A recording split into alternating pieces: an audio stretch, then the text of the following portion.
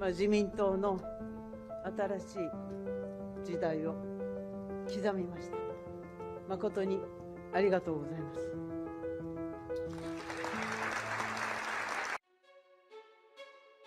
일본이 발칵 뒤집혔습니다. 불과 50km. 부산에서 고작 그 거리밖에 떨어져 있지 않은 섬이었죠. 그런데 말입니다. 1592년 일본이 직접 만든 지도엔 그 섬이 조선 영토로 표기돼 있었습니다. 도대체 누가, 왜 이런 지도를 만들었을까요? 그 한 장의 종이가 국제사회를 뒤흔들었고 전 세계 언론이 이 숫자 하나, 50어에 주목했습니다. 그런데 놀라운 건 거기서 끝이 아니었습니다. 최신 해양 감시망의 좌표값이 0.8% 오차로 일치한 것인데요. 과거의 지도와 현재의 기술이 완벽히 맞물린 그 순간, 역사적 거짓이 무너지는 데 걸린 시간은 단 3분이면 충분했습니다. 회의장은 충격 그 자체였죠. 이제 세계가 묻습니다. 그 섬, 정말 일본 땅이 맞습니까? 지금부터 그 놀라운 현장 속으로 들어가 보시죠. 미국에서 날아온 충격적인 이야기. 바로 시작합니다. 그리고 지금 어디에서 시청하고 계신지 댓글로 남겨주세요. 여러분의 이야기도 듣고 싶습니다. 그 전에 잠깐 1초 만에 누를 수 있는 좋아요 버튼을 꾹 눌러주시면 영상 제작에 큰 힘이 됩니다. 그럼 바로 사연 시작하겠습니다. 부산에서 50km. 대마도. 1592년 일본이 만든 지도엔 조선 영토로 표기된 그 섬. 그날 새벽에 일본 해상자위대 함정 4척이 이 섬 주변을 포위했습니다. 독도 도발에 이어 이번엔 대마도까지. 그런데 말입니다. 그들은 특별했습니다. 한국 정부는 아무 말도 하지 않았거든요. 브리핑도 없고 성명도 없었으며 항해 전화조차 한 통 없었습니다. 저는 오랫동안 전쟁 상황과 긴박한 순간들을 지켜봐왔지만 이런 침묵은 처음이었어요. 안녕하세요. 제 이름은 버락 프랭크라고 합니다. 전직 국방부 아시아 전략 자문관이고 현재 하버드 안보연구소에 있습니다. 그날 저는 깨달았어요. 침묵에는 두 가지가 있다는 걸 말이죠. 이런 상황에서 대다수 국가들은 어떻게 하는지 아십니까? 즉각 항해 성명을 내고 언론 브리핑을 열고 외교 채널로 압박을 가하는 게 일반적입니다. 하지만 한국은 달랐어요. 청와대는 조용했으며 국방부는 침묵했고 외교부는 한마디도 없었습니다. 전 세계 언론들이 이 상황을 주목하기 시작했어요. CNN은 실시간 속보를 띄웠으며 BBC는 특파원을 급파했고 로이터는 긴급 분석 기사를 쏟아냈습니다. 일본의 도발이 얼마나 노골적이었는지 설명해 드릴게요.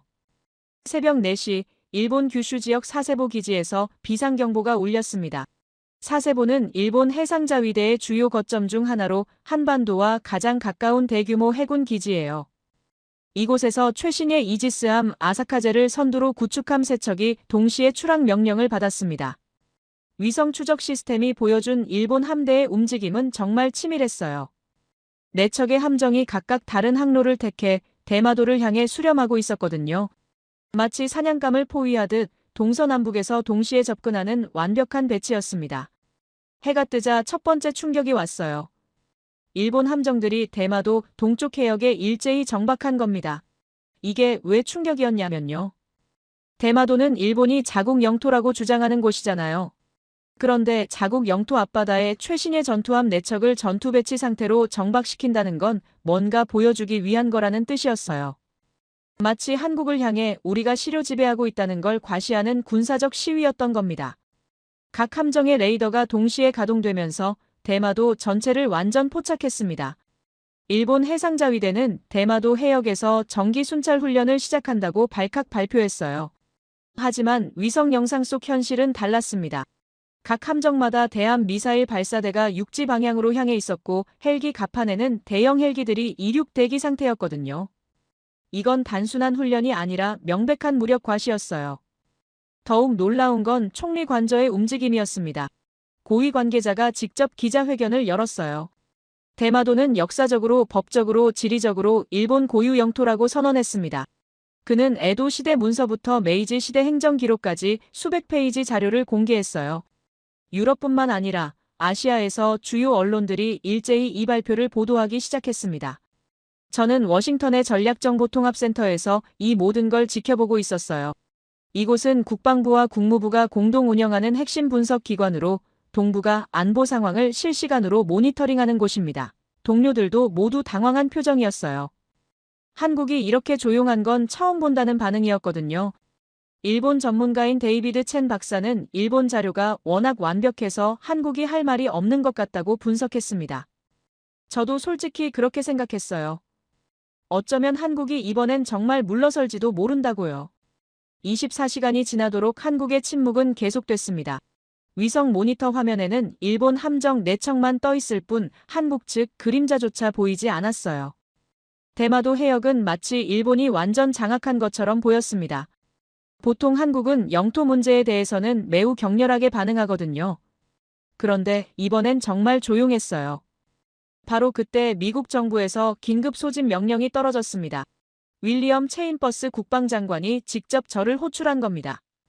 프랭크 한국 측 반응을 직접 확인해달라는 지시였어요. 하지만 서울로 가기 전에 저는 외교 채널로 한국 국방부와 연락을 시도했습니다. 놀랍게도 연결이 됐어요. 통화한 사람은 박재훈 국제협력국장이었습니다. 그는 제가 예상했던 것과 완전히 다른 반응을 보였어요. 목소리가 너무 차분했거든요. 걱정해 주셔서 감사합니다. 프랭크 박사님, 저희는 상황을 면밀히 주시하고 있고 필요한 자료 수집과 대응 방안은 이미 준비 중입니다. 너무 큰 움직임을 보이면 오히려 상황이 복잡해질 수 있어서 신중하게 접근하고 있어요. 신경 써주셔서 정말 고맙습니다.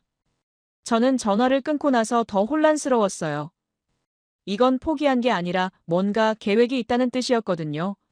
하지만 도대체 무슨 계획일까요? 일본이 저렇게 완벽하게 준비한 상황에서 한국이 할 수 있는 게 뭐가 있을까요? 이틀째 되던 날 제네바에서 긴급 연락이 왔습니다. 국제해양법 재판소 산하 영토분쟁조정위원회에서 긴급회의가 소집됐다는 소식이었어요. 이 위원회는 유엔 해양법 협약에 따라 설립된 기구로 해양, 영토 분쟁을 중재하는 국제적 권위를 가진 곳입니다. 일본이 대마도 영유권 문제를 이국제 무대로 끌고 나간 겁니다. 저는 급히 제네바행 비행기에 몸을 실었습니다. 비행기 안에서도 계속 생각했어요. 한국이 이렇게까지 조용한 이유가 뭘까요? 제네바 유엔 본부 회의장에 도착했을 때 이미 분위기는 심상치 않았습니다. 일본 대표단이 엄청난 규모로 나타난 거예요. 트럭 2대 분량의 자료와 대형 디스플레이 장비까지 동원해서 말이죠. 반면 한국 대표단은 5명만 조용히 자리에 앉아 있었습니다. 그중 한 사람이 최강혁이었어요. 그는 대통령 직속 영토주권 특별보좌관으로 국제법과 역사 양쪽에서 최고 전문가로 인정받는 인물이었습니다. 작은 서류 가방 하나만 앞에 놓고 가만히 앉아 있었어요. 중국 대표단까지 참석한 이 회의는 모두를 위해 동북아 해양 질서를 재정립하는 역사적 순간이 될 거라고들 말했습니다. 일본 외무성 후지모토 게이스케 심의관이 단상에 올랐을 때 회의장 전체가 숨을 죽였어요. 그는 정장 차림새부터 완벽했고 손에는 두꺼운 발표 자료를 들고 있었습니다. 반면 최강혁은 여전히 조용히 앉아 있었어요. 결국 저는 그 순간 생각했습니다. 한국이 이번엔 정말 어렵겠다고요. 하지만 저는 몰랐어요. 침묵에는 2가지가 있다는 걸요. 약함의 침묵과 확신의 침묵이 있다는 걸 말이죠. 그리고 한국의 침묵이 어떤 종류인지 저는 곧 알게 될 거였습니다. 400년 전 일본이 직접 만든 지도 한 장이 모든 걸 바꿔놓을 거라는 사실을요. 제네바 공항에 도착한 건 늦은 오후였습니다. 비행기에서 내리자마자 느껴지는 공기부터 달랐어요. 긴장감이 감돌고 있었습니다. 공항 로비에는 각국 언론사 취재진들이 벌써 진을 치고 있었어요. CNN 팀이 카메라를 설치하고 있었고 BBC 기자들은 현지 관계자들을 인터뷰하고 있었습니다. 로이터와 AP통신 기자들도 보였어요. 전 세계가 이 회의에 주목하고 있다는 걸 실감했습니다. 택시를 타고 유엔 본부로 향하는 길에 라디오에서 뉴스가 흘러나왔습니다. 앵커가 내일 열릴 긴급회의에 대해 설명하고 있었어요. 대마도 영유권 분쟁이 국제무대로 옮겨간 역사적 순간이라고 강조했습니다. 일본이 400년 역사 자료를 준비했다는 소식도 들렸어요. 반면 한국의 준비 상황에 대해서는 구체적인 정보가 없었습니다. 여전히 조용했거든요. 유엔 본부 앞 광장에 도착했을 때 충격적인 광경이 펼쳐졌습니다. 일본 대표단이 대형 트럭 2대를 끌고 들어오고 있었어요. 트럭 뒷문이 열리자 수십 개의 상자들이 나타났습니다. 보조 인력들이 분주하게 자료를 옮기고 있었어요. 대형 디스플레이 장비도 보였습니다. 입체 표현 기술 프로젝터, 홀로그램 시스템, 최신 프레젠테이션 장비들이 줄줄이 내려졌어요. 저는 광장 한쪽에 서서 지켜보고 있었습니다. 일본의 준비 규모가 상상 그 이상이었거든요. 보조 인력만 20명이 넘어 보였어요. 각자 역할이 명확하게 나뉘어져 있었습니다. 기술팀, 법률팀, 역사팀, 홍보팀까지 완벽한 조직력이었어요. 후지모토 게이스케 심의관이 현장을 지휘하고 있었고 그의 표정에는 자신감이 가득했습니다. 바로 그때 한국 대표단이 도착했습니다. 승합차 한 대가 조용히 멈춰 섰어요. 문이 열리고 5명이 내렸습니다. 최강혁 팀장이 맨 앞에 섰고 뒤로 4명의 보좌관이 따랐어요. 그들이 든 건 작은 서류 가방 5개뿐이었습니다. 대형 장비도 없고 보조 인력도 없었어요. 이 대비가 너무 극명해서 애초에 승부가 난 것처럼 보였습니다. 각국 기자들이 한국 대표단을 향해 몰려들었습니다. 카메라 플래시가 터지고 질문들이 쏟아졌어요. 대마도에 대한 한국 입장이 무엇인지, 어떤 자료를 준비했는지, 일본의 방대한 자료에 어떻게 대응할 것인지. 하지만 최강혁 팀장은 한마디도 하지 않았습니다. 그저 짧게 고개만 숙이고 건물 안으로 들어갔어요. 저는 유엔 본부 로비에서 양측 대표단을 관찰했습니다. 일본 팀은 회의실 곳곳을 확인하며 장비 설치를 지휘하고 있었어요. 스크린 테스트, 음향 체크, 조명 조절까지 모든 게 완벽하게 준비되고 있었습니다. 반면 한국팀은 작은 회의실 하나만 배정받아 조용히 들어갔어요. 밖에서는 그들이 뭘 하는지 전혀 알 수 없었습니다. 저녁이 되자 각국 대표들이 속속 도착하기 시작했습니다. 미국이었다면 이렇게 많은 나라가 관심을 보이지 않았을 거예요. 하지만 대마도 문제는 달랐습니다. 아시아에서 영토 분쟁은 단순히 두 나라의 문제가 아니었거든요. 중국 대표단이 도착했고 러시아 옵서버도 보였어요. 유럽뿐만 아니라 중동과 남미에서도 참관단을 보냈습니다. 이 회의가 국제해양법의 중요한 선례가 될 거라는 판단이었어요. 저는 호텔로 돌아가지 않고 유엔 본부 인근 카페에 머물렀습니다. 다른 참관인들도 마찬가지였어요. 모두들 내일 회의에 대해 이야기하고 있었습니다. 대부분의 의견은 일본이 유리하다는 쪽이었어요. 준비 규모부터 압도적이고 자료의 완성도도 높다는 평가였습니다.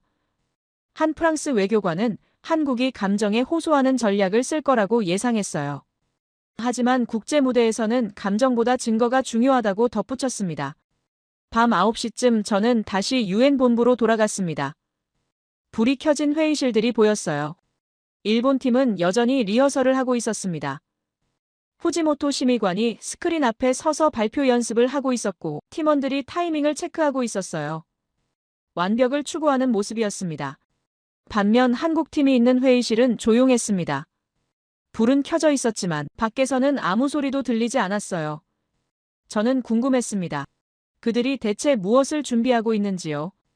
일본이 저렇게 완벽하게 준비한 상황에서 한국이 할 수 있는 게 이렇게까지 적어 보이는데 말이죠. 자정이 넘어 호텔로 돌아왔을 때 워싱턴에서 메시지가 와 있었습니다. 체인버스 국방장관이 상황 보고를 요청한 거였어요. 저는 간략하게 답장을 보냈습니다. 일본의 준비는 완벽하고 한국의 전략은 아직 불명확하다고요. 솔직히 한국이 어렵겠다는 개인적 의견도 덧붙였습니다. 다음 날 아침 일찍 유엔 본부로 향했습니다. 회의는 오전 10시에 시작될 예정이었어요. 로비에는 벌써 각국 언론사 취재진들이 진을 치고 있었습니다. 생중계 준비가 한창이었어요. CNN, BBC, 알자지라, NHK, CCTV까지 주요 방송사들이 모두 모였습니다. 이 회의가 세계를 이끄는 언론들에게 얼마나 중요한 사건인지 실감했어요. 회의실 입구에서 양측 대표단을 다시 볼 수 있었습니다. 일본 팀은 정장 차림에 완벽한 준비를 마친 모습이었어요. 서류 가방마다 라벨이 붙어 있었고 각자 역할이 명확했습니다. 반면 한국 팀은 여전히 5명뿐이었어요. 최강혁 팀장의 표정은 차분했습니다. 이런 상황에서도 전혀 흔들림이 없어 보였어요. 저는 회의장 안으로 들어갔습니다. 좌석은 이미 각국 대표들로 가득 차 있었어요. 의장석 양쪽으로 일본과 한국 대표단이 마주보고 앉을 예정이었습니다. 뒤편에는 방청석이 있었고 언론석도 따로 마련되어 있었어요. 저는 참관 인석에 자리를 잡았습니다. 미국 대표단 옆자리였어요. 회의 시작 10분 전 마지막으로 양측을 관찰했습니다. 일본 후지모토 심의관은 팀원들과 최종 점검을 하고 있었어요. 자신감 넘치는 모습이었습니다. 반면 최강혁 팀장은 조용히 앉아 있었어요. 그의 앞에는 작은 태블릿 하나만 놓여 있었습니다.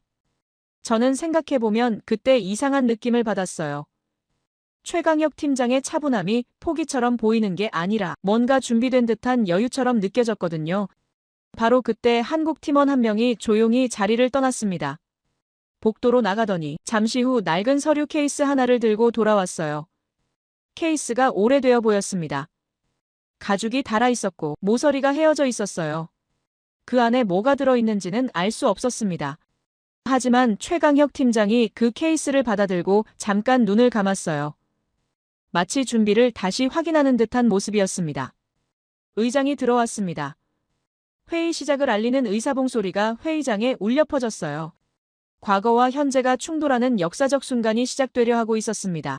저는 가슴이 두근거렸어요. 한국의 저 낡은 서류 케이스 안에 대체 무엇이 들어있을까요? 결국 내일이면 모든 게 밝혀질 거였습니다. 의장이 의사봉을 두드리며 회의 시작을 선언했습니다. 회의장 전체가 숨을 죽였어요. 각국 대표들이 자리에 앉았고 언론석에서는 카메라가 일제히 앞을 향했습니다. CNN 생중계가 시작됐고 화면 하단에는 실시간 자막이 흐르기 시작했어요. 대마도 영유권 분쟁 국제회의 개막. 여전히 한국 대표단은 조용했습니다. 의장이 일본 측에 먼저 발표 기회를 주겠다고 선언했어요. 후지모토 게이스케 심의관이 천천히 단상으로 걸어 나왔습니다. 그의 걸음걸이부터 자신감이 넘쳤어요. 손에는 리모컨 하나만 들고 있었고 뒤편에서는 기술팀이 대형 스크린을 켰습니다. 회의장 전체를 밝히는 화면이 펼쳐졌어요. 후지모토는 존경하는 의장님과 각국 대표 여러분께 감사하다며 입을 열었습니다. 오늘날 우리가 제시할 증거들은 대마도가 역사적으로 법적으로 지리적으로 일본 고유 영토임을 명확히 보여줄 것이라고 선언했어요. 그의 목소리는 차분했지만 강렬했습니다. 스크린에 입체 표현 기술 지도가 나타나기 시작했어요. 첫 번째 화면은 대마도의 지리적 위치였습니다. 홀로그램으로 구현된 동해 전체가 입체적으로 펼쳐졌어요. 대마도가 일본 규슈와 한반도 사이에 위치한 모습이 생생하게 보였습니다. 후지모토는 대마도가 일본 본토로부터 132km, 한반도로부터는 49.5km 떨어져 있다고 설명했어요. 하지만 거리가 영토 귀속을 결정하는 건 아니라고 강조했습니다. 이런 근거가 있다면서 다음 화면으로 넘어갔어요. 에도시대 행정 문서가 나타났습니다. 1667년 작성된 대마도 호적 대장이었어요. 일본어 원문과 영어 번역본이 동시에 표시됐습니다. 후지모토는 이 문서에 대마도 주민들이 일본 막부에 세금을 납부한 기록이 상세히 남아있다고 설명했어요. 구체적인 쌀 생산량, 어획량, 인구수까지 기록되어 있었습니다. 300년 이상 일본 행정체계 안에서 관리되어 온 증거라고 간주했어요. 다음 화면에는 메이지 정부의 지적 대장이 나타났습니다. 1868년부터 1912년까지 44년간의 토지 소유 기록이었어요. 각 필지마다 소유주 이름, 면적, 용도가 일본어로 명확히 기재되어 있었습니다. 후지모토는 이렇게 체계적으로 관리된 토지 기록은 실효적 지배의 명백한 증거라고 주장했어요. 국제법상 실효적 지배가 영토 귀속의 핵심 요건이라는 하버드 로스쿨 교수의 법리 해석까지 인용했습니다. 저는 솔직히 감탄했어요. 일본의 자료가 확실하게 설득력이 있었거든요. 옆자리에 앉은 영국 대표 제임스 경도 고개를 끄덕이며 메모를 적고 있었습니다. 독일 대표단도 진지한 표정으로 화면을 주시하고 있었어요. 회의장 분위기가 점진적으로 일본 쪽으로 기울어지고 있었습니다. 후지모토는 계속해서 증거를 제시했습니다. 쇼와 시대의 학교 교육 기록이 나타났어요. 1925년부터 1945년까지 대마도에 설립된 일본 공립학교 문서였습니다. 학생 명부, 교사 명단, 교육 과정표가 상세히 남아 있었어요. 모두 일본어로 교육이 진행됐다는 증거였습니다. 그는 교육 체계야말로 국가를 위해 국민을 양성하는 핵심 시스템이고 이것이 100년 가까이 지속됐다는 건 명백한 영토 주권 행사라고 역설했어요. 화면이 바뀌면서 현대 위성 측량 자료가 나타났습니다. NASA와 일본 우주항공연구개발기구가 공동으로 촬영한 대마도 지형도였어요. 해저 지질 구조까지 입체 표현 기술로 구현되어 있었습니다. 후지모토는 대마도의 지질 구조가 일본 규슈의 화산암 지층과 완전히 일치한다고 설명했어요.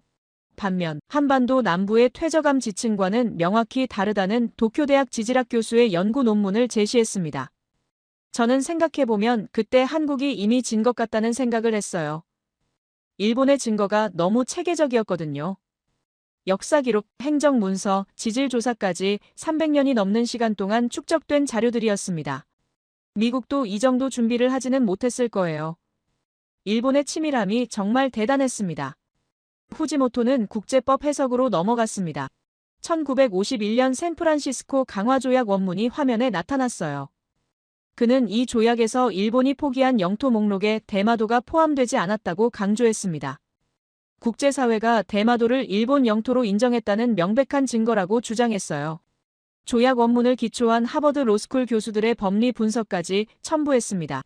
국제법상 조약은 당사국뿐 아니라 국제사회 전체를 구속한다는 원칙을 상기시켰어요.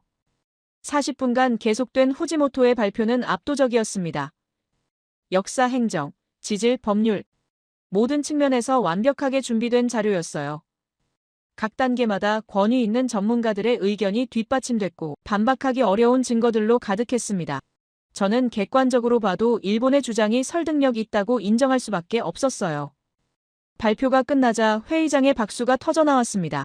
각국 대표들이 일제히 박수를 쳤어요.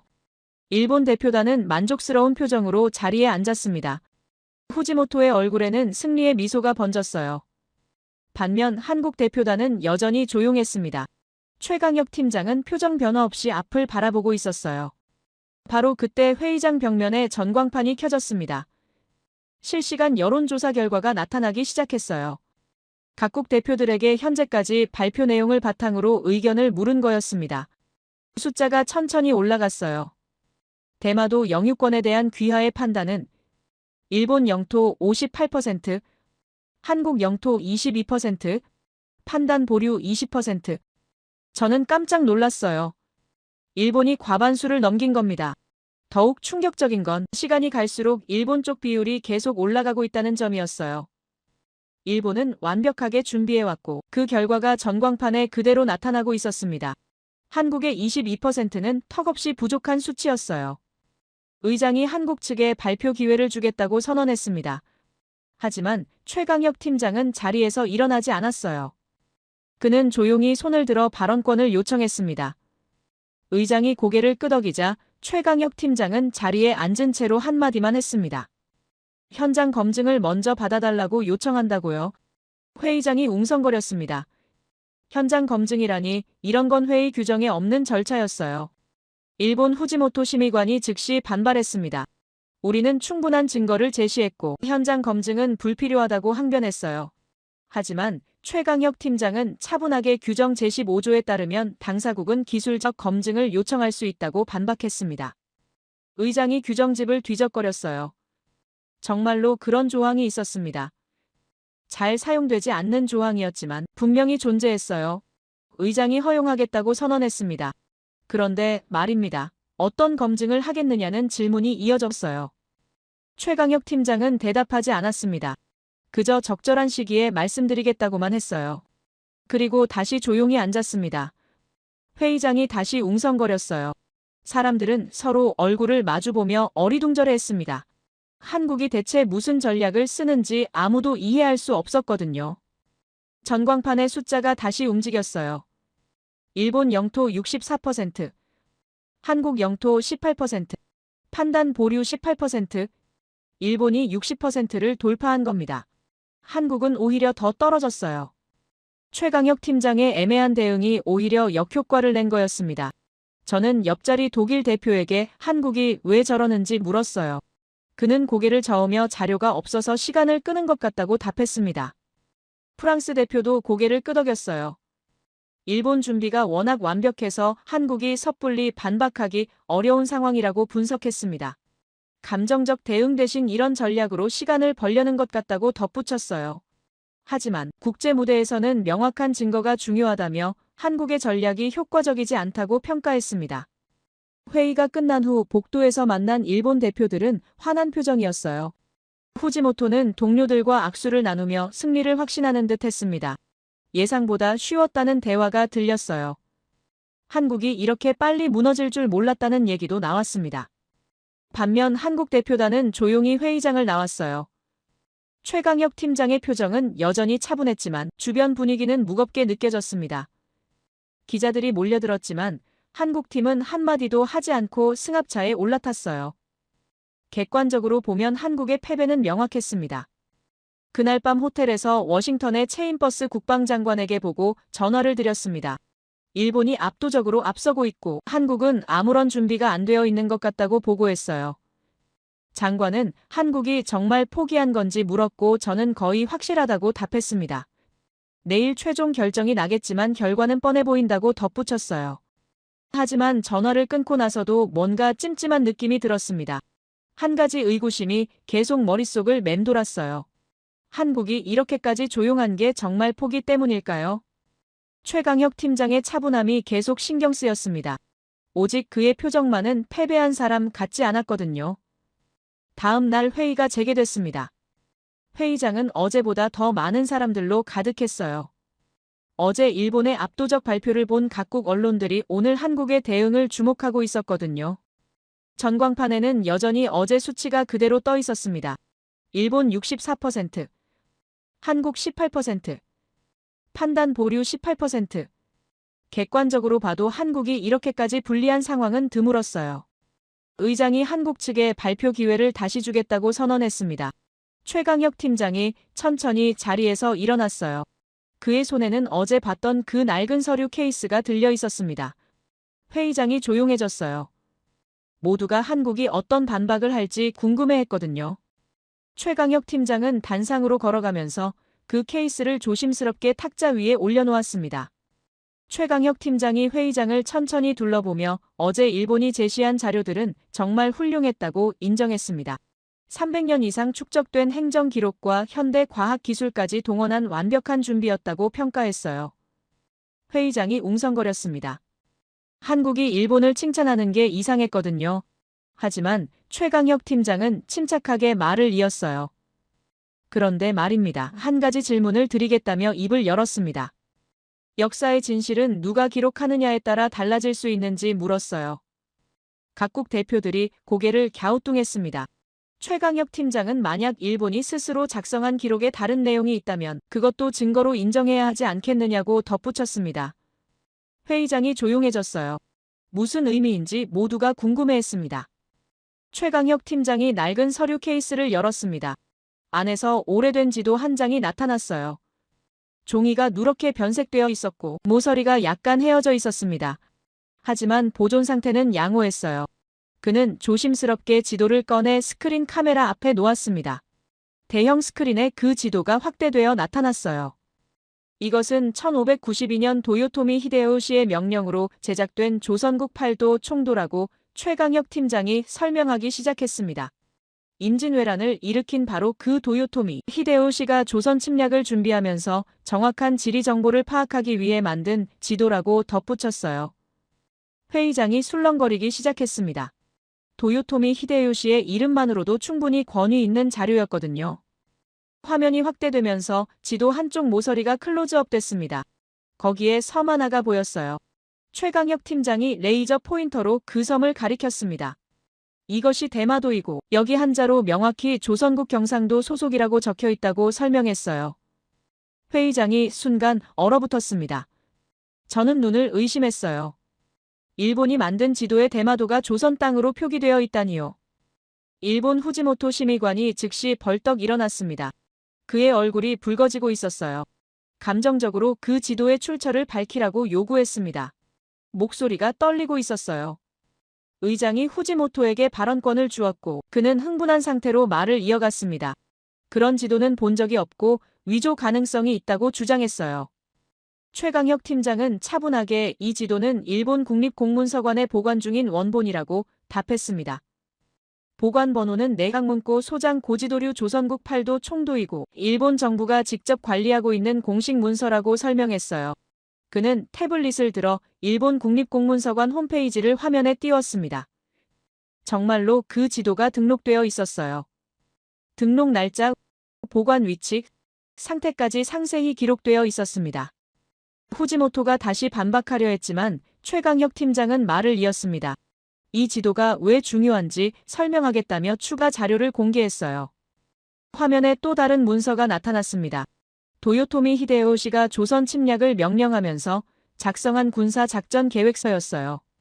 여기에는 조선의 팔도를 어떻게 공략할 것인지 상세히 기록되어 있었습니다. 최강혁 팀장이 설명했습니다.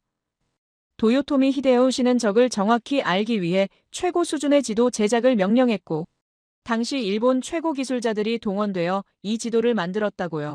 전쟁을 준비하는 군사 지도이기 때문에 정확성이 무엇보다 중요했다고 강조했어요. 그리고 그 정확한 지도의 대마도가 조선 땅으로 표기되어 있다는 건 당시 일본 최고 권력자조차 대마도를 조선 영토로 인식했다는 증거라고 설명했습니다. 회의장이 웅성거렸습니다. 각국 대표들이 서로 눈을 마주보며 속삭이기 시작했어요. 저는 반전 포인트를 목격하고 있다는 걸 깨달았습니다. 일본이 만든 지도가 일본을 반박하고 있었으니까요. 이건 단순한 역사 자료가 아니라 결정적 증거였어요. 최강혁 팀장은 거기서 멈추지 않았습니다. 추가 증거를 제시하겠다며 다음 화면으로 넘어갔어요. 1530년 조선에서 제작된 신증동국여지 승람이 나타났습니다. 여기에도 대마도가 경상도에 속한 섬으로 기록되어 있다고 설명했어요. 조선왕조실록 세종원년 기록도 함께 제시했습니다. 대마도를 정벌한 기록이 상세히 남아있고 신라 때부터 우리 땅이었다는 내용이 한문으로 적혀 있었어요. 일본 후지모토 심의관이 다시 일어났습니다. 이번엔 더 흥분한 상태였어요. 그 기록들은 한국 측 주장일 뿐이고 객관적 증거가 아니라고 목소리를 높였습니다. 의장이 진정하라고 주의를 주었지만 후지모토는 계속 항변했어요. 일본의 300년 행정 기록이 훨씬 더 신뢰할 수 있다고 주장했습니다. 최강혁 팀장은 여전히 차분했습니다. 그는 조용하지만 단단한 목소리로 답했어요. 일본의 300년 기록은 인정하지만 그보다 100년 앞선 일본 자신의 기록은 왜 무시하느냐고 물었습니다. 1592년 지도는 분명히 일본이 만든 것이고 일본 국립공문서관이 보관하고 있는 원본이라고 강조했어요. 위조가 불가능한 공식 문서라고 덧붙였습니다. 회의장 분위기가 변하기 시작했습니다. 각국 대표들의 표정이 달라지고 있었어요. 영국 대표 제임스 경이 프랑스 대표에게 뭔가를 속삭였습니다. 독일 대표 슈미트 박사도 진지한 표정으로 메모를 적기 시작했어요. 저는 느꼈습니다. 회의장 공기가 한국 쪽으로 기울어지고 있다는 걸요. 전광판의 숫자가 움직이기 시작했습니다. 일본 영토 58%에서 52%로 떨어졌어요. 한국 영토는 18%에서 28%로 올랐습니다. 판단 보류는 20%로 늘어났어요. 아직 일본이 앞서고 있었지만 격차가 줄어들고 있었습니다. 결국 일본이 만든 지도의 충격이 수치로 나타나기 시작한 거예요. 최강혁 팀장이 마지막 자료를 꺼냈습니다. 이번엔 1872년 메이지 정부 시절 일본이 다시 필사한 동일한 지도였어요. 원본이 훼손될까봐 복사본을 만든 거였는데 거기에도 대마도가 조선 땅으로 표기되어 있었습니다. 메이지 정부조차 이 지도의 내용을 그대로 인정하고 보존했다는 증거라고 설명했어요. 후지모토가 세 번째로 일어났습니다. 이번엔 목소리가 더 커졌어요. 그 지도는 전쟁 중 임시로 만든 것이고 공식 행정구역과는 무관하다고 주장했습니다. 메이지 정부 이후 일본 행정체계에 대마도가 포함된 게 더 중요하다고 역설했어요. 그의 대응 방법은 점점 더 감정적이 되고 있었습니다. 최강혁 팀장은 오히려 더 차분해졌습니다. 그는 일본 대표의 주장을 정리하며 말했어요. 전쟁 중 만든 지도라서 신뢰할 수 없다는 논리라면 반대로 질문하겠다고 했습니다. 적을 공격하기 위해 만든 군사 지도가 부정확할 리 있겠느냐고 물었어요. 도요토미 히데요시는 조선을 정복하기 위해 최대한 정확한 정보를 원했을 것이고 그래서 최고 기술자들을 동원해 지도를 만들었을 거라고 설명했습니다. 그의 논리는 명확했어요. 전쟁 준비용 지도야말로 가장 정확한 지도이고 그 지도에 대마도가 조선 땅으로 표기되어 있다는 것, 당시 일본이 대마도를 조선 영토로 인식했다는 명백한 증거라고 간주했습니다. 회의장이 다시 술렁거렸어요. 최강혁 팀장의 논리가 꾸준함을 유지하며 설득력을 얻고 있었습니다. 중국도 반응하기 시작했습니다. 중국 대표 리원화 박사가 동료와 긴 대화를 나누더니 메모를 적기 시작했어요. 러시아 옵서버도 진지한 표정으로 화면을 주시하고 있었습니다. 미국 대표단에서도 움직임이 있었어요. 저는 동료에게 한국의 증거가 예상보다 강력하다고 속삭였습니다. 전광판이 다시 움직였습니다. 일본 45%, 한국 38%, 판단 보류 17%. 격차가 계속 좁혀지고 있었어요. 일본은 여전히 앞섰지만 한국이 2배 이상 가까이 따라잡고 있었습니다. 회의장 분위기가 완전히 달라지고 있었어요. 바로 그때 최강혁 팀장이 추가 자료를 공개했습니다. 이번엔 현대 자료였어요. 대한민국 해군의 통합감시 체계 화면이 나타났습니다. 회의장이 또다시 술렁거렸어요. 역사 자료에서 갑자기 현대 군사기술로 넘어간 거였거든요. 최강혁 팀장이 설명했습니다. 역사적 증거만으로 부족하다면 현재의 실효적 지배 능력도 보여드리겠다고 했어요. 화면에는 대마도 주변 해역이 실시간으로 표시되고 있었습니다. 수면 위, 수면 아래, 공중까지 3계층으로 나뉘어서 모든 움직임이 포착되고 있었어요. 이것은 대한민국 해군의 통합감시 체계라고 최강혁 팀장이 설명했습니다. 대마도 해협 전체를 실시간으로 감시하고 있다고 덧붙였어요. 화면 속에는 놀라운 정보들이 가득했습니다. 파란색 점들은 세종급 구축함의 장거리 탐지 레이더 신호였고 녹색 선들은 차세대 구축함 통합 감시 시스템이었어요. 빨간색 파형들은 잠수함의 수중 음향 탐지 자료였습니다. 더욱 놀라운 건 공중 감시망이었습니다. 대마도 해역을 덮고 있는 무인기들의 움직임이 흰색 점들로 표시되고 있었어요. 동해안에 설치된 초장거리 레이더 12기가 부채꼴 모양으로 신호를 뿌리고 있었습니다. 최강혁 팀장이 세부 정보를 확대했어요. 수온, 조류, 풍향까지 모든 게 실시간으로 모니터링되고 있었습니다. 일본 후지모토 심의관이 4번째로 일어났습니다. 이번엔 당황한 표정이 역력했어요. 이것은 과장된 시뮬레이션일 가능성이 있다고 항변했습니다. 실제 데이터가 아닐 수 있다는 겁니다. 하지만 그의 목소리에는 확신이 없었어요. 최강혁 팀장이 차분하게 답했습니다. 그렇다면 실제로 확인해 보시겠느냐고 물었어요. 지금 이 순간 대마도 서쪽에서 접근하고 있는 함정이 있다고 설명했습니다. 화면 왼쪽에 주황색 점 하나가 나타났어요. 그 옆에는 상세 정보가 떴습니다. 신규 목표물 식별 구축함급 함정으로 확인되며 현재 속도는 18노트라고 표시됐어요.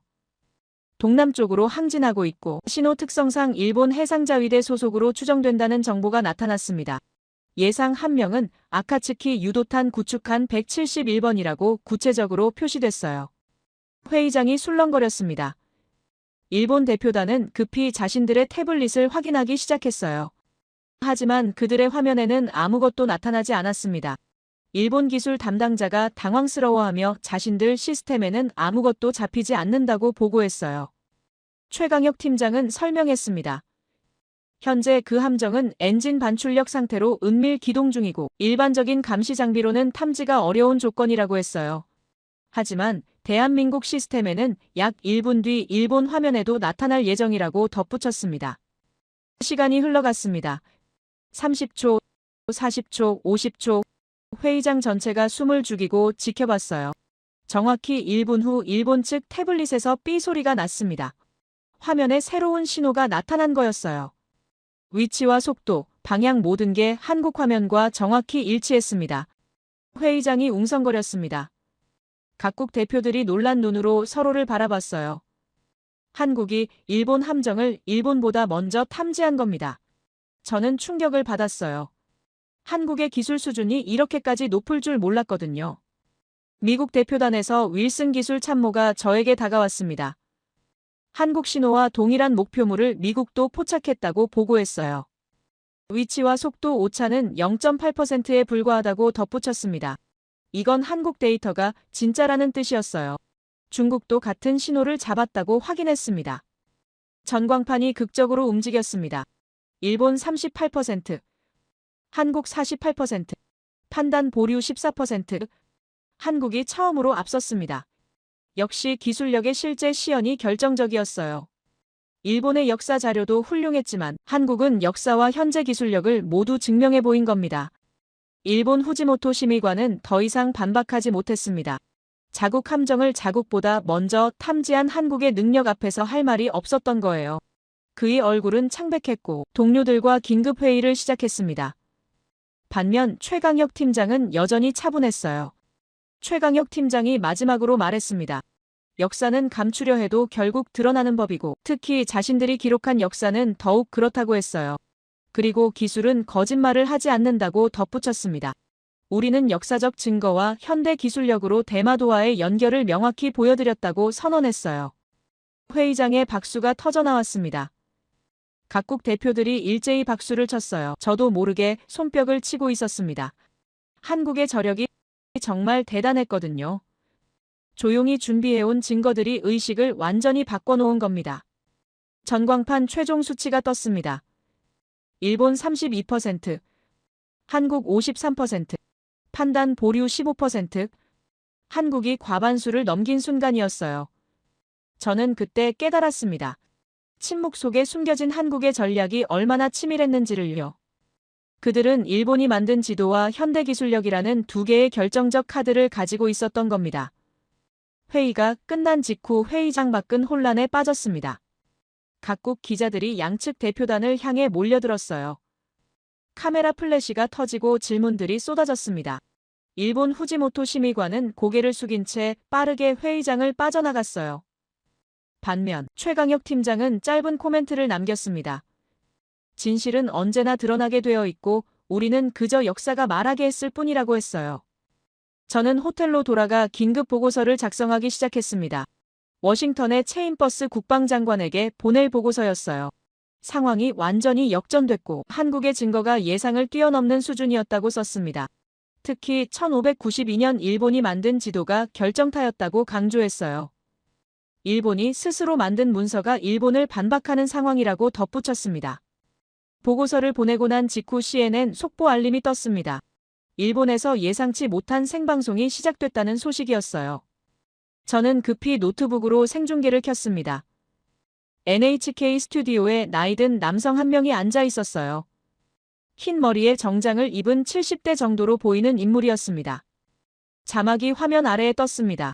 전 일본 해상자위대 기술국장 하야시 다케시 긴급 인터뷰라고 표시됐어요. 저는 깜짝 놀랐습니다. 하야시 다케시는 일본 해군 기술 분야에서 30년 넘게 일한 전설적 인물이었거든요. 그가 왜 갑자기 생방송에 나온 건지 궁금했어요. 앵커가 하야시에게 오늘 갑자기 이 자리에 나온 이유를 물었습니다. 하야시는 앞에 놓인 서류를 내려놓고 카메라를 정면으로 바라봤어요. 그의 눈빛에는 결단한 의지가 담겨 있었습니다. 그리고 단호하게 입을 열었어요. 대마도 감시 기술의 핵심은 대부분 한국에서 제공받은 자료였다고 선언했습니다. 회의장이 순간 정적에 휩싸였습니다. 저는 화면을 뚫어지게 바라봤어요.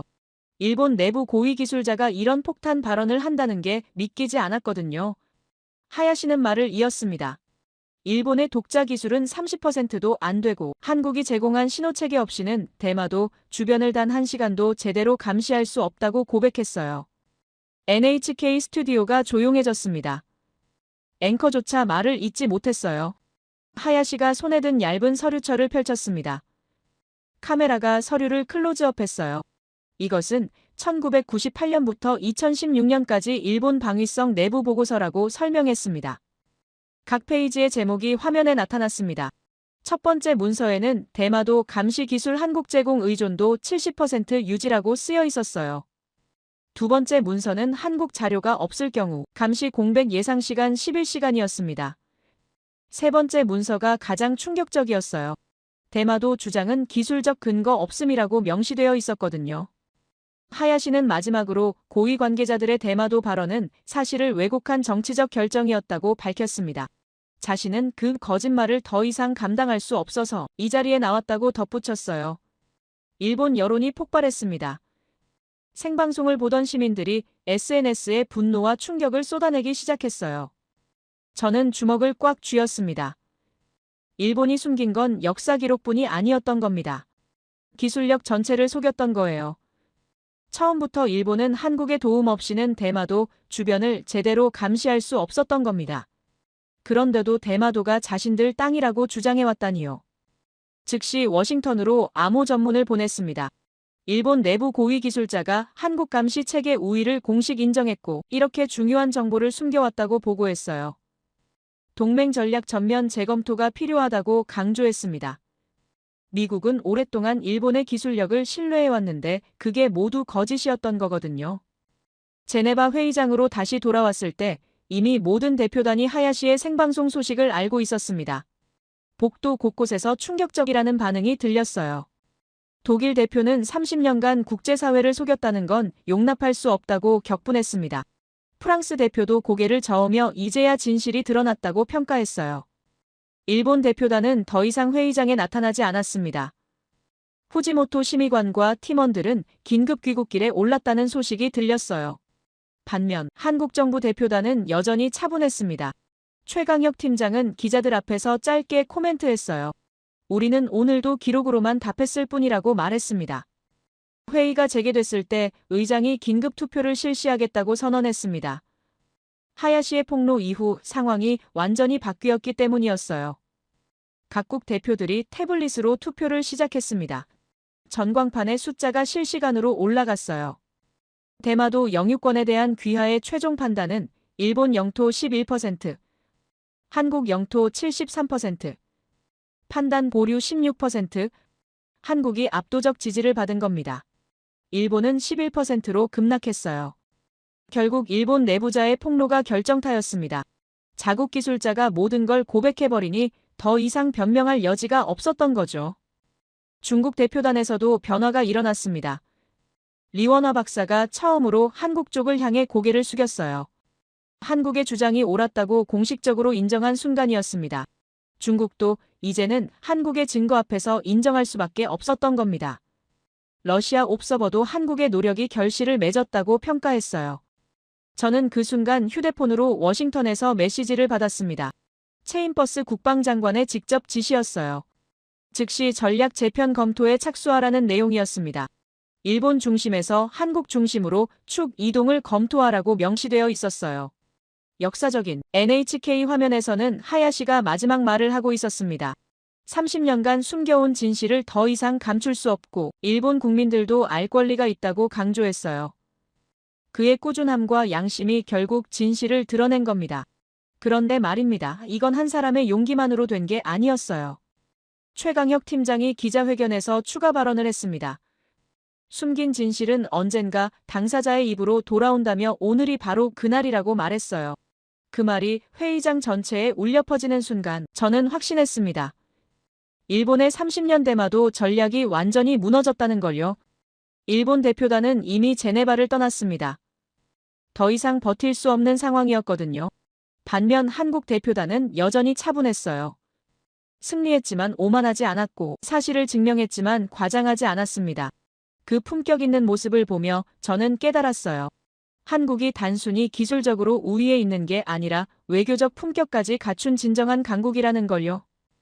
역시 부산에서 50km 떨어진 그 섬은 역사적으로나 기술적으로나 한국과 더 깊은 연결을 가지고 있었습니다. 1592년 일본이 만든 지도가 그걸 증명했고 현대 한국의 감시 기술이 그걸 확인해줬어요. 일본이 이렇게까지 오랫동안 숨겨온 진실이 마침내 드러난 겁니다. 회의장 밖에서는 각국 언론들이 속보를 쏟아내고 있었습니다. CNN은 한국의 역사적 승리라고 보도했고 BBC는 일본의 30년 거짓말이 무너졌다고 평가했어요. 알자지라는 동북아 질서가 재편될 것이라고 분석했습니다. 전 세계가 이 역사적 순간을 목격하고 있었어요. 저는 회의장을 나서며 마지막으로 최강혁 팀장을 봤습니다. 그는 동료들과 조용히 대화하고 있었어요. 그의 표정에는 승리의 기쁨보다는 책임을 다했다는 안도감이 보였습니다. 한국의 저력은 단순히 증거를 준비한 것만이 아니었어요. 조용히 진실을 지켜온 인내와 품격이었던 겁니다. 다음 날 아침 주요 신문 헤드라인은 모두 같은 내용이었습니다. 대마도 한국 영토 국제사회 인정. 일본 내부 고백으로 30년 주장 붕괴. 동북아 질서, 대전환 시작, 역사가 다시 쓰여지는 순간이었어요. 그리고 그 중심에는 조용히 진실을 준비해온 한국이 서 있었습니다. 제네바 회의가 끝나고 사흘째 되던 날 도쿄에서 충격적인 소식이 전해졌습니다. 일본 내각이 비상사태 회의를 소집했다는 겁니다. 하야시의 폭로 이후 일본 여론이 폭발했고 여당 의원들이 줄줄이 사퇴를 발표하기 시작했어요. 내각은 사실상 붕괴 직전이었습니다. CNN이 실시간으로 도쿄 상황을 중계하고 있었어요. 저는 호텔방에서 생중계를 지켜보고 있었습니다. 일본 국회 본회의장 앞에 시민들이 몰려들고 있었어요. 30년간 우리를 속였다는 플래카드가 보였고 진실을 밝히라는 구호가 울려 퍼졌습니다. 일본 내부에서도 분노가 터져나오고 있었던 거예요. 자국 정부가 국가 전체를 거짓말로 이끌어왔다는 사실에 충격받은 겁니다. 오후 6시 고위 관계자가 국회 본회의장에 나타났습니다. 전국 생중계로 진행되는 긴급 기자회견이었어요. 그의 얼굴은 완전히 굳어 있었습니다. 카메라 앞에 선 그는 천천히 고개를 숙이기 시작했어요. 30초 가까이 침묵이 흘렀습니다. 그리고 입을 열었어요. 대마도는 한국 영토입니다. 그의 첫 마디가 일본 전국에 울려 퍼졌어요. 저는 숨이 멎는 줄 알았습니다. 일본 최고 권력자가 직접 영토 주장을 포기한 거였거든요. 그는 말을 이었습니다. 일본 정부는 지난 30년간의 잘못된 주장을 공식적으로 인정하고 사과드린다고 선언했어요. 일본 정치사에서 유례없는 굴복 선언이었습니다. 고위 관계자가 직접 영토 주장을 철회한 거예요. NHK 스튜디오의 앵커들조차 말을 잇지 못했습니다. 생중계 화면 속 일본 시민들은 충격에 빠진 표정이었어요. 누군가는 고개를 숙이고 있었고 누군가는 눈물을 흘리고 있었습니다. 그 직후 도쿄 증시가 연속 폭락했습니다. 정치적 혼란과 함께 경제적 충격도 동반된 거였어요. 니케이 지수가 개장 30분 만에 3% 넘게 떨어졌습니다. 투자자들이 일본 정부의 신뢰성에 의문을 제기하기 시작한 겁니다. 30년간 거짓말을 해온 정부를 믿을 수 있겠느냐는 거였죠. 바로 그 순간 서울에서는 전혀 다른 분위기가 펼쳐지고 있었습니다. 외교부 브리핑룸에서 대변인이 단상에 올랐어요. 전 세계가 주목하는 가운데 한국 정부의 공식 입장이 발표되려 하고 있었습니다. 저는 생중계로 그 장면을 지켜봤어요. 대변인이 차분한 목소리로 말하기 시작했습니다. 일본이 진실을 인정한 이상 우리는 원한을 이어가지 않겠다고 선언했어요. 첫 마디부터 품격 있는 대응이었습니다. 그는 말을 이었어요. 동북아 평화를 위해 일본과의 협력의 문을 다시 열겠다고 밝혔습니다. 저는 깜짝 놀랐습니다. 승리했는데도 복수하지 않는다는 겁니다. 이럴 때 보통 국가들은 상대방을 압박하거든요. 배상을 요구하거나 추가 양보를 받아내려 하죠. 하지만 한국은 달랐어요. 이긴 후에도 품격을 잃지 않았습니다. 때로는 이런 자세가 더 강력한 메시지를 전달하는 법이었어요. 대변인은 계속해서 입장을 밝혔습니다. 우리는 과거의 잘못보다 미래의 협력을 선택한다며 일본이 진정으로 반성한다면 함께 동북아 평화를 만들어가고 싶다고 간조했어요. 역사를 바로 세우는 것도 중요하지만 그보다 더 중요한 건 다음 세대를 위한 평화라고 덧붙였습니다. 전 세계 언론들이 폭발했습니다. CNN은 속보로 한국의 품격 있는 승리라고 보도했어요. 앵커가 흥분한 목소리로 이건 단순한 영토 분쟁 해결이 아니라 새로운 외교의 모범 사례라고 평가했습니다. BBC도 특집 방송을 시작했어요. 한국이 보여준 것은 진정한 대국의 품격이라고 극찬했습니다. 프랑스 르몽드는 일면 톱 기사로 한국을 다뤘어요. 기술적 우위와 외교적 성숙함을 동시에 갖춘 나라라는 제목이었습니다. 독일 슈피겔도 한국의 대응을 집중 조명했어요. 이긴 후에도 상대를 배려하는 자세야말로 진정한 강국의 모습이라고 분석했습니다. 저는 워싱턴으로 긴급 보고서를 보냈습니다. 한국의 대응 방식이 예상을 뛰어넘는다고 썼어요. 승리 후 보복이 아니라 화해를 제안하는 건 외교적으로 매우 고도의 전략이라고 평가했습니다. 이런 자세가 오히려 국제사회에서 한국의 위상을 더 높일 거라고 덧붙였어요. 일본 내부에서는 놀라운 변화가 일어나고 있었습니다. 시민들이 정부 청사 앞에 계속 몰려왔지만 분위기가 달라지고 있었어요. 30년 거짓말을 멈추라는 구호와 함께 한국에게 사과하자는 목소리도 나타나기 시작한 겁니다. 한국 정부의 품격 있는 대응을 본 후 일본 시민들 사이에서도 반성의 목소리가 커지고 있었어요. 일본 SNS에는 다른 목소리들이 등장했습니다. 우리가 배워야 할 건 기술이 아니라 한국의 자세였다는 글이 올라왔어요.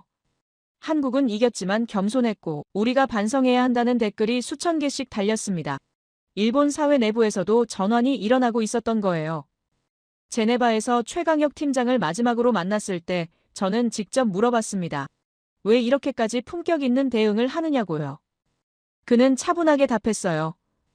우리는 소리치지 않고 지킨 나라라며 이긴 후에도 그 원칙을 지키고 싶다고 말했습니다. 그 말이 제 가슴 깊이 박혔어요. 일주일 후 전 세계 주요 언론들이 한국을 조명하는 특집 기사들을 쏟아냈습니다. 뉴욕타임스는 한국 기술과 품격을 동시에 갖춘 새로운 강국이라는 제목으로 일면을 장식했어요. 영국 가디언은 동북아의 새로운 질서를 만든 나라라고 평가했습니다. 일본 아사히 신문조차 조용한 승리로 세계를 놀라게 한 한국이라는 기사를 냈어요. 저는 그때 깨달았습니다. 역시 진정한 강함은 힘만으로 되는 게 아니라는 걸요. 한국은 역사적 증거와 현대 기술력으로 이겼지만 그보다 더 중요한 건 이긴 후의 태도였어요. 복수하지 않고 협력을 제안한 그 품격이 세계를 감동시킨 겁니다. 한 달 후 저는 워싱턴으로 돌아가 최종 보고서를 작성했습니다. 제목은 한국 중심의 동북아 새 질서였어요. 보고서 마지막 문장에 이렇게 썼습니다. 강함은 기술로 증명되고 위대함은 품격으로 완성됩니다. 한국은 두 가지를 모두 보여줬습니다. 체인버스 국방장관이 직접 저를 불렀을 때 그는 보고서를 읽고 있었어요. 프랭크 잔의 말이 맞아. 우리가 동북아 전략을 재편해야 할 때가 왔다고 말했습니다. 한국을 중심으로 새로운 안보 체계를 구축하겠다고 선언했어요. 미국이 공식적으로 전략 중심축을 옮기기로 결정한 순간이었습니다. 그로부터 반년 후 동북아 해역에는 새로운 평화가 자리 잡았습니다. 한국을 중심으로 다자 안보 체제가 구축됐고 일본은 진정으로 반성하며 협력 파트너로 변화했어요. 대마도는 더 이상 분쟁의 섬이 아니라 평화의 상징이 됐습니다. 한국이 보여준 기술적 우위와 외교적 성숙함이 만들어낸 결과였어요. 저는 가끔 그날을 떠올립니다. 한국의 침묵을 의심했던 그날을요. 하지만 그 침묵은 약함이 아니라 확신이었어요. 그들은 이미 모든 걸 준비하고 있었던 겁니다. 1592년 일본이 만든 지도와 현대의 감시 기술, 그리고 무엇보다 이긴 후에도 품격을 잃지 않는 대국의 자세를요. 저는 하버드로 돌아갔을 때 동료 교수들에게 이 이야기를 했습니다. 한국이라는 나라가 얼마나 특별한지를요. 조용히 준비하고 정확히 증명하고 이긴 후에도 겸손한 나라, 압도적인 기술력과 성숙한 외교적 품격을 동시에 가진 나라. 그게 제가 본 한국이었습니다. 동북아는 이제 다시 쓰여지고 있었습니다. 한국을 중심으로 새로운 질서가 만들어지고 있었어요. 일본은 과거의 잘못을 인정하고 미래를 함께 만들어가는 파트너가 됐습니다. 그리고 그 모든 변화의 시작에는 조용히 진실을 지켜온 한국이 있었어요. 소리치지 않고 증명한 사람들의 이야기는 아직 끝나지 않았습니다. 한국의 품격 있는 대응 이후 이틀 만에 백악관에서 긴급 기자회견이 소집됐습니다. 트럼프 대통령이 직접 발표하겠다는 소식이었어요. 역시나 전 세계 언론들이 주목했습니다. CNN, BBC, 알자지라가 모두 생중계 준비를 마쳤어요. 무슨 발표가 나올지 모두가 궁금해했습니다. 오후 3시 정각 트럼프 대통령이 백악관 브리핑룸에 나타났습니다. 그의 표정은 그 어느 때보다 진지했어요. 손에는 두꺼운 보고서를 들고 있었습니다. 저는 워싱턴 사무실에서 생중계를 지켜보고 있었어요. 첫 마디부터 폭탄 선언이었습니다. 미국은 더 이상 일본의 보고를 신뢰할 수 없다고 트럼프 대통령이 말했습니다. 브리핑룸 전체가 웅성거렸어요. 70년 동맹국에 대한 공개적 불신 표명이었거든요. 그는 손에 든 보고서를 들어보이며 계속 말했습니다. 한국은 아시아에서 가장 정확한 해양 감시 능력을 가진 국가라고 선언했어요. 첫 번째 역사적 선언이었습니다. 미국은 대마도에 대한 한국의 실효 지배를 공식적으로 인정한다고 밝혔어요. 두 번째 선언에 기자들이 플래시를 터뜨렸습니다. 미국이 처음으로 대마도 영유권에 대해 명확한 입장을 밝힌 거였어요. 제 심장이 두근거렸습니다. 이건 단순한 성명이 아니라 동북아 질서 전체를 바꾸는 선언이었거든요. 향후 동북아 전략은 한국을 중심으로 전면 재편할 것이라고 트럼프 대통령이 세 번째 선언을 했습니다. 브리핑룸이 술렁거렸어요. 말 그대로 역사적 순간이었습니다. 미국이 공식적으로 동북아 전략의 중심축을 일본에서 한국으로 옮긴다고 선언한 거였어요. 70년 넘게 유지되어 온 전략 구조가 완전히 바뀌는 전환점이었습니다. 저는 즉시 체인버스 국방장관에게 전화를 걸었습니다. 장관님 방금 발표를 봤다고 말했어요. 그는 프랭크 자네가 보낸 보고서가 결정적이었다며 이제 한국을 새로운 파트너십의 핵심으로 삼을 거라고 밝혔습니다. 특별 임무가 하나 있다고 덧붙였어요. 한국을 새로운 동맹 핵심으로 지정하는 공식 문서를 직접 청와대에 전달하라는 지시였습니다. 이틀 후 저는 서울행 비행기에 올랐습니다. 이번엔 한국의 굴복을 확인하러 가는 게 아니었어요. 역시 한국의 승리를 공식적으로 인정하고 새로운 파트너십을 시작하러 가는 거였습니다. 인천공항에 도착했을 때 한국 외교부 관계자들이 마중 나와 있었어요. 환영한다는 인사와 함께 청와대로 안내했습니다. 청와대에서 한국 대통령과의 면담이 이루어졌습니다. 저는 공식 문서를 전달했어요. 그 문서에는 트럼프 대통령의 친필 서명과 함께 이런 문구가 적혀 있었습니다. 동북아의 기준점은 이제 한국이다. 한국 대통령은 문서를 받으며 미국과 함께 지역 평화를 만들어가겠다고 답했습니다. 품격 있는 대응이었어요. 면담이 끝나고 청와대를 나서는데 가슴이 뭉클했습니다. 몇 달 전만 해도 한국의 침묵을 의심했던 제가 이제는 한국의 승리를 공식적으로 인정하는 문서를 전달하고 있었으니까요. 역사의 흐름이 완전히 바뀐 걸 체감하는 순간이었어요. 그 무렵 일본에서는 놀라운 변화가 계속되고 있었습니다. 시민들이 한국 대사관 앞에 모여 사과 메시지를 전달하기 시작했어요. 우리 정부의 잘못을 용서해 달라는 피켓이 보였고 한국과 함께 미래를 만들고 싶다는 목소리가 들렸습니다.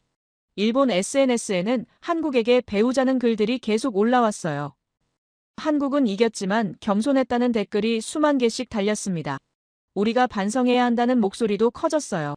일본 사회 전체가 역시 자기 반성의 시간을 갖고 있었습니다.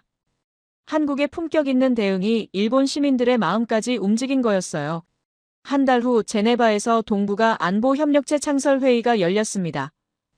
한국이 중심이 되고 미국, 중국, 러시아, 일본이 참여하는 새로운 다자 안보체제였어요. 과거의 양자 동맹 중심에서 다자 협력 중심으로 구조가 바뀐 겁니다. 그리고 그 중심에는 기술력과 품격을 모두 증명한 한국이 서 있었어요. 회의장에서 최강혁 팀장을 다시 만났습니다. 그는 이제 한국 대통령 국가안보특별보좌관으로 승진해 있었어요. 저는 그에게 축하한다고 인사했습니다. 그는 여전히 차분한 목소리로 답했어요. 우리는 그저 진실을 보여줬을 뿐이고 앞으로도 그렇게 하겠다고 말했습니다. 세계는 이제 한국을 다르게 보고 있었습니다. 뉴욕타임스는 새로운 동북아 질서의 설계자라고 평가했어요. 파이낸셜 타임스는 기술과 외교를 겸비한 21세기형 강국이라고 분석했습니다. 이코노미스트는 한국 모델이 새로운 기준이 될 것이라고 전망했어요. 하버드로 돌아온 저는 동료 교수들과 세미나를 열었습니다. 한국의 사례를 국제정치학 교과서에 실어야 한다고 제안했어요. 기술적 우위와 외교적 성숙함을 동시에 보여준 완벽한 케이스라고 설명했습니다. 학생들에게 가르쳐야 할 모범 사례라고 강조했어요. 그로부터 반년이 지났을 때 동북아 해역에는 새로운 평화가 자리 잡았습니다. 한국을 중심으로 한 다자 안보체제가 안정적으로 작동하고 있었어요. 일본은 진정으로 반성하며 협력 파트너로 변화했습니다. 대마도는 더 이상 분쟁의 섬이 아니라 평화의 상징이 됐어요. 저는 가끔 그날들을 떠올립니다. 한국의 침묵을 의심했던 제네바 회의를요. 하지만 그 침묵은 약함이 아니라 확신이었어요. 그들은 이미 모든 걸 준비하고 있었던 겁니다. 400년 전 일본이 만든 지도와 현대의 감시 기술, 그리고 무엇보다 이긴 후에도 품격을 잃지 않는 대국의 자세를요. 대마도는 여전히 한국 땅입니다. 하지만 이제는 분쟁의 섬이 아니라 평화의 상징이 됐어요. 한국이 보여준 기술적 우위와 외교적 성숙함이 만들어낸 결과였습니다. 부산에서 50km 떨어진 그 섬은 역사적으로나 현실적으로나 한국의 일부였고 이제 세계가 그걸 인정했습니다. 저는 오늘도 하버드 연구실에서 그날의 회의록을 펼칩니다. 제 책상 위에는 한국이 제시했던 1592년 지도 사본이 놓여 있어요. 그 오래된 지도를 볼 때마다 생각합니다. 진실은 결국 드러나게 되어 있고 조용히 준비한 자들의 이야기는 결코 끝나지 않는다는 거요. 강함은 기술로 증명되고 위대함은 품격으로 완성됩니다. 그것이 제가 본 한국이었습니다. 압도적인 기술력으로 승리했지만 이긴 후에도 겸손했고 복수 대신 협력을 제안했으며 세계의 새로운 기준을 보여준 나라. 그게 바로 대한민국이었어요. 동북아의 지도는 다시 그려졌습니다. 힘의 중심은 바뀌었지만 그것은 자연스러운 변화였어요. 기술과 신뢰와 품격을 갖춘 나라가 중심이 되는 건 당연한 일이었습니다. 이제 세계는 한국을 기준으로 논의합니다. 저는 그날을 새로운 시작이라 부릅니다. 다음 세대를 위해 이 이야기를 기록으로 남깁니다. 소리치지 않고 증명한 사람들의 이야기를요. 조용히 준비하고 정확히 보여주고 이긴 후에도 품격을 잃지 않은 나라의 이야기를요. 이것이 제가 목격한 역사의 전환점이었고 미래 세대가 배워야 할 교훈이었습니다. 한국은 세계에 보여줬습니다. 진정한 강함은 힘만이 아니라 품격에서 나온다는 걸요. 승리는 기술로 얻지만 존경은 태도로 얻는다는 걸요. 그리고 가장 강력한 무기는 조용히 준비된 진실이라는 걸요. 이것이 제가 여러분께 전하고 싶은 이야기입니다. 여러분도 기억해 주시기 바랍니다. 조용히 증명한 자들의 이야기를요. 소리치지 않고 지킨 나라의 이야기를요. 그리고 이긴 후에도 품격을 잃지 않은 진정한 강국의 모습을요. 이런 나라들이 미래의 세계를 이끌어갈 것이라 믿습니다. 제 이야기를 끝까지 들어주셔서 감사합니다. 모두 안녕히 계세요. 오늘의 사연 어떻게 들으셨나요? 역사는 늘 먼 과거의 이야기처럼 느껴지지만 오늘처럼 한 장의 지도나 한 줄의 기록이 세상을 흔들 때가 있죠. 때로는 침묵이 가장 강한 대답이 되기도 하고 오래된 진실이 가장 새로운 뉴스가 되기도 합니다. 우린 종종 결과만 보고 이겼다, 졌다를 이야기하지만 진짜 중요한 건 그 과정 속에서 어떤 자세를 보여주느냐 아닐까요? 누군가는 소리치지 않고 준비했고 누군가는 진실을 증명하기 위해 끝까지 기다렸습니다. 그 인내와 품격이 결국 역사를 다시 쓰게 만든 거겠죠. 그리고 지금 이 순간에도 어딘가에서는 또 다른 진실이 조용히 깨어나고 있을지도 모릅니다. 과거의 한 줄 기록이 내일의 세상을 바꾸는 단서가 될지도 모르니까요.